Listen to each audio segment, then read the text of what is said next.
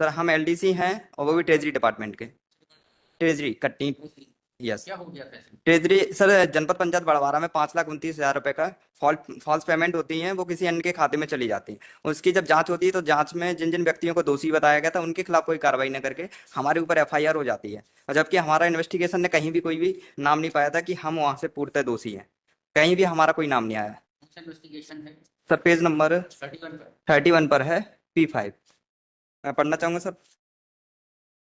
संचालय कोश एवं लेखा मध्य प्रदेश शासन द्वारा समय समय पर IFMI इसके अंतर्गत MPTC 2020 के सहायक नियमों के अंतर्गत अधिकारी वेरीफायर क्रिएटर द्वारा पासवर्ड की सुरक्षा करने, पासवर्ड को किसी और के साथ साझा नहीं करने के निर्देश हैं। पासवर्ड की सुरक्षा से संबंधित कर्मचारियों को उत्तरदायित्व सौंपे गए हैं। साथ ही पासवर्ड पॉलिसी का कठोरता से पालन करने के भी निर्देश हैं।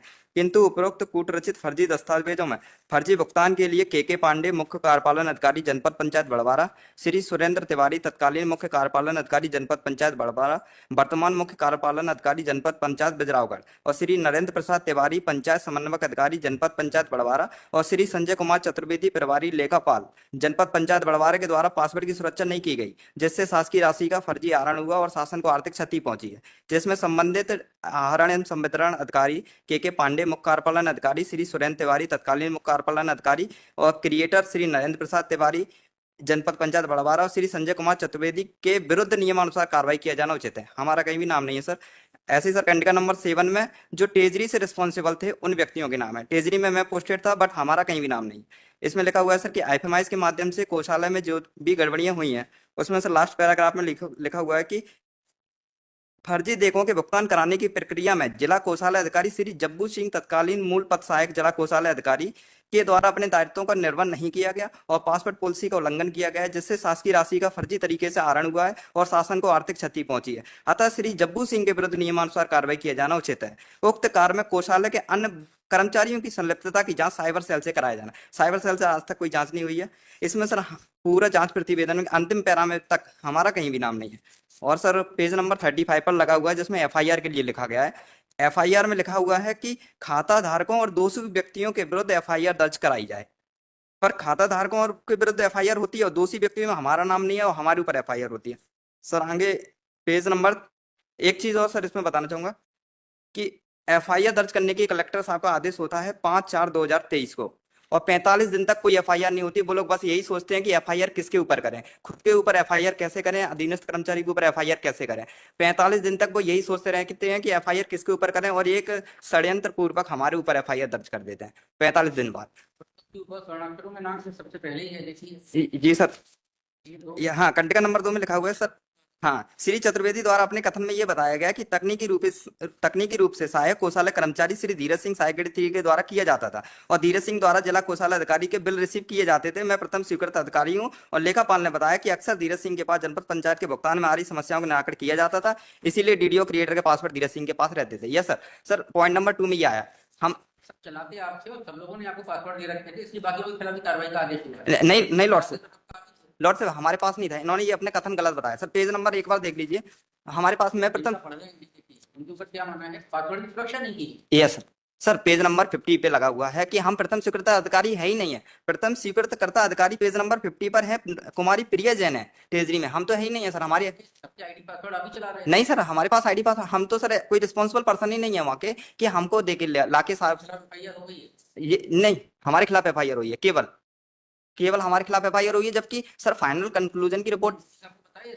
यस सर, एसपी साहब को तो एसपी साहब ही दे देंगे सर। वो उस समय जब एफआईआर हुई थी उसी टाइम पे जब हमको रिमाइंड में लिया गया था तभी ये सारी बातें बताए थे। सर एक चीज और है ना सर, अगर हम इसमें कंडिका नंबर 2 के हिसाब से अगर दोषी हैं तो फाइनल कंक्लूजन हमारे विरुद्ध एफआईआर करने के लिए आता और हमारे विरुद्ध नियमानुसार कार्रवाई करने के लिए आता। फाइनल कंक्लूजन हमारे विरुद्ध कुछ आया ही नहीं है, केवल एक नाम मात्र इतना कह देने से कि वो व्यक्ति के पास हमारे आईडी पासवर्ड रहते थे।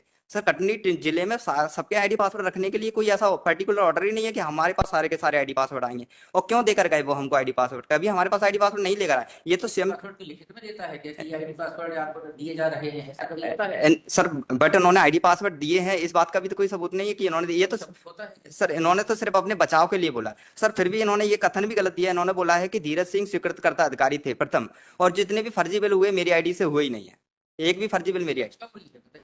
जी सर। इस जांच की डेट क्या है? सर इन्होंने जांच प्रतिवेदन में कहीं भी इनके कथन स्थान दिनांक कुछ भी उल्लेख नहीं है, और ये लगभग 2023 की है, 5/4/2023 के समथिंग की है। 25 5 for 25 नहीं 23 की है। भैया कब की है? सर 16/5/2023 की है। 5/4/2023 सर, अगर हमारे खिलाफ सब कुछ था, बट उन्होंने 45 दिन तक डिले रखे रहे एफआईआर को, वो सिर्फ सर इसी कारण से। और सर पेज नंबर 50 पे लगाया हुआ है, इसीलिए मैंने, कि हम है ही नहीं है प्रथम स्वीकृतकर्ता अधिकारी। जो वो ये बात बोल रहे हैं कि धीरज सिंह प्रथम स्वीकृत अधिकारी थे, कुमारी प्रिया जैन। बताइए सब बातें।